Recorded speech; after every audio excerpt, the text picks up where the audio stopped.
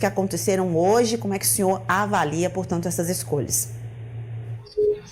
Olha, muito boa noite, Raquel, muito boa noite a todos vocês que nos acompanham pelo Sistema O Povo de Comunicação. Estou aqui no Senado, pertinho do Biagi ali, a gente sempre se encontra, e eu comentei rapidamente com ele, né? Hoje nós tivemos algo muito, vamos dizer assim, frustrante, né, dentro do Senado Federal, com a CPI do crime organizado. Raquel, desde que eu cheguei aqui, nós lutamos para fazer essa CPI, foi um compromisso até que eu tive. Na época da campanha em 2018, nós conseguimos as assinaturas, eu fui de gabinete em gabinete, bater nas portas, conseguimos 30 assinaturas e o presidente da época, Rodrigo Pacheco, engavetou. Bastavam 27 assinaturas, nós conseguimos 30 e ele engavetou, não deixou acontecer. Foi preciso ter essa mega operação, né, que comoveu o país lá no Rio de Janeiro, operação exitosa, diga-se de passagem, né, porque essa questão do terror e do pânico que vive a população é da população de bem, né, que não tem o direito de ir e vir, não tem o direito de ter lazer, né, porque estão territórios inteiros. E o Ceará, que inclusive hoje o relator corretamente fez a convocação e o convite do governador Elmano, do estado do Ceará, porque é um dos piores índices de segurança pública do país. Dito isso pelo relator, a gente pode ter aí uma fresta para buscar a verdade. Infelizmente, o PT, que não assinou essa CPI, aliás, aqui no Senado, essa recente do senador Alessandro Vieira, que eu assinei, mas ninguém do PT assinou, tomou o comando. Né, algo surreal, porque eles não queriam investigar. E aí toma o comando, foi para o PT. Isso, para mim, perde muito a credibilidade no aspecto de que a gente tem que investigar o próprio governo do PT. Porque, Raquel, e você que está nos assistindo, dos 12 municípios mais violentos do Brasil, 10 estão entre o Ceará e a Bahia. Só desses estados, Ceará e Bahia. E, curiosamente, coincidentemente, são administrados por quem? Pelo Partido dos Trabalhadores, os estados. Né? Então, tem muito a explicar. Por exemplo, Lewandowski estava recebendo o título de cidadão cearense aí no dia seguinte da mega operação no Rio, em vez de estar no Rio, estava no Ceará. Errado isso, no meu ponto de vista, ainda dá uma declaração de fake news, dizendo que o estado do Ceará é referência em segurança pública. Ou ele não entende nada, ou não está sendo bem assessorado, porque não é isso que a gente vê no estado do Ceará, onde toda semana tem famílias inteiras sendo expulsas de suas casas, onde você tem um crime organizado dominando a internet em muitos pontos, dominando vários outros setores, até água de coco em Fortaleza, né, a venda de água de coco, e você não tem uma ação efetiva para se coibir isso. Tivemos agora, parabéns à Polícia Militar do Estado do Ceará pela operação que fez em Canidé. Né? Nós temos que ter políticas públicas sociais, claro, sempre, né, para que tenha geração de emprego e renda, para que nós tenhamos exatamente a questão de lazer, de esporte, para tirar os jovens do mau caminho, mas tem que ter um enfrentamento para o Estado recuperar o território perdido, né? Porque o cidadão precisa ir trabalhar, precisa ter lazer, e no Ceará não tem essa tranquilidade. Então eu acredito que essa CPI hoje, com o comando do PT, que, repito, tomou de assalto esse comando, que ele não queria, essa CPI, depois que ela foi instalada, está entrando na presidência, isso já tira um pouco da ânsia, assim, vamos dizer, da expectativa positiva da população. Mas nós estaremos lá, nós estaremos combatendo o bom combate, buscando requerimentos sobre a verdade. Se isso virar teatro, pode ter certeza, Raquel, que eu serei o primeiro a sair, se não quiserem investigar, como a roubalheira do INSS, de bilhões de reais dos aposentados, pensionistas, órfãos, viúvas do Brasil, deficientes, que, quando entra o governo do PT, explode vertiginosamente os descontos indevidos, e a gente está vendo a tropa de choque do Lula, né, a base do PT e os partidos aliados, blindando convocações, como do Frei Chico, irmão do Lula, blindando quebras de sigilos bancários de gente poderosa, né, sigilo fiscal, e isso mostra realmente que estão preocupados que isso chegue em esferas maiores, e o brasileiro quer saber toda a verdade, e é isso que nós vamos lutar pelo estado do Ceará também.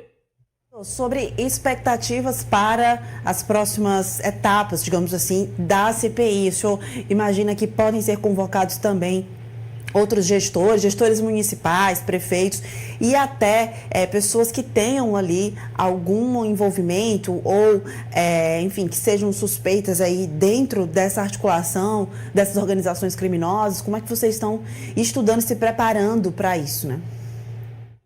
Olha, temos vários requerimentos que hoje não foram votados só o requerimento desse que está falando, que é o senador Alessandro Vieira de Sergipe, mas eu particularmente já entrei com vários requerimentos, né, e vou continuar fazendo proposição para que a gente possa buscar a verdade, especialmente o comando, buscar o que é que está acontecendo aí, para ouvir as autoridades do Ceará, né, já tem um governador, um secretário, mas a gente quer também ouvir o pessoal da Polícia Militar, ouvir pessoas que possam nos dar mais ou menos um entendimento dessa tragédia humanitária que acontece no estado do Ceará. Então, não está marcada ainda a próxima sessão, Raquel. Eu acredito que deva ser na próxima semana para a votação de requerimentos. Eu espero que não tenha blindagem, não tenha seletividade a partir desse momento que um instrumento da minoria, que a CPI, Comissão Parlamentar de Inquérito, é um instrumento da minoria. E, nesse caso, a maioria tomou de conta, né? A maioria colocou o PT no comando, e isso aí passa um péssimo sinal para a população, uma mensagem negativa de um governo, por exemplo, né, que você viu hoje as declarações do próprio presidente Lula, né, falando da matança que aconteceu lá no Rio de Janeiro, e não faz nenhuma sinalização, por exemplo, para os policiais que se colocaram na linha de fogo para defender a sociedade, né? Claro que nenhuma vida a gente gostaria de ser perdida, né? Porque são pessoas, cada vida é importante, mas esse governo, por exemplo, não considera facções criminosas como grupos terroristas, como na Argentina já consideram, o governo do Paraguai já considera, o Brasil reluta em aceitar isso. Pelo contrário, o governo Lula passa a mão na cabeça de terrorista, como do Hamas, que ele fica com situação dúbia, do narcoditador Maduro na Venezuela, que o governo Lula é muito alinhado político e ideologicamente. O governo Lula, por exemplo,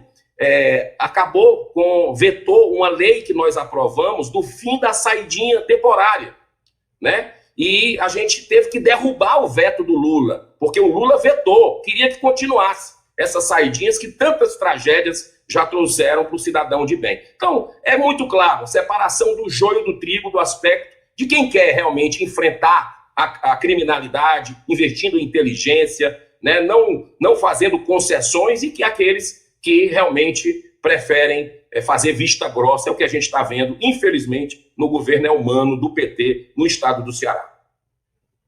Qual a expectativa do senhor a respeito dos depoimentos desses governadores, né? Por exemplo, o governador do Ceará, o secretário de Segurança, como é que o senhor enxerga que pode acontecer, pode se desenvolver aí, o desenrolar dessa CPI em relação a isso? E também se o impacto político pode pesar em algum momento, enfim, como é que o senhor observa? Essa CPI deveria ser técnica. Nós lutamos por isso. Esse equilíbrio, colocando um presidente de oposição e um relator da situação, ou vice-versa, é justamente para ter autonomia, né? Ser uma CPI que busque realmente aprofundar, sem politicagem, né? Mas o próprio PT escolheu essa coisa de colocar o partido do presidente da República no comando, não perderam qualquer tipo de pudor, no comando de uma CPI para investigar o crime organizado no Brasil, que tem proliferado como nunca durante esse governo Lula, né? Nunca tivemos uma situação tão dramática nos estados brasileiros, inclusive no estado do Ceará. Então, assim, nós precisamos ouvir os governadores, desses 11 governadores que vão vir aqui, e saber realmente que ações efetivas estão sendo feitas. Por exemplo, prefeitos do interior com mandato de prisão, que todo mundo já ouviu onde é que andou no estado do Ceará e não se tem uma vontade de se pegar, né? Nós temos aí informações de que de várias prefeituras do estado do Ceará têm relacionamento com um crime organizado, né? Então, por que isso acontece aí nas barbas de quem está no poder e não se toma postura? É o que? É politicagem? É aliado? O que é? Né? Então, a gente vai procurar fazer o nosso trabalho e eu acredito que a verdade vai transparecer de alguma forma, porque ela sempre vence, né? Eu acho que o bem sempre triunfa sobre o mal e não há mal que perdure para sempre, né? E outra coisa que eu também acredito muito, o mal ele vai até certo ponto, né? Mas sempre para trazer um bem maior. E é isso que eu tenho fé e esperança e vou trabalhar no limite das minhas forças para que seja passado o Brasil a limpo, especialmente os meus conterrâneos que estão sendo humilhados, né? Nos 4 cantos da Terra da Luz, que hoje parece mais terra de sombra, terra de treva, as pessoas com medo, né? E por falta de um Estado forte, chegando junto e protegendo a população cearense. Obrigada, senador Eduardo Girão. A gente fica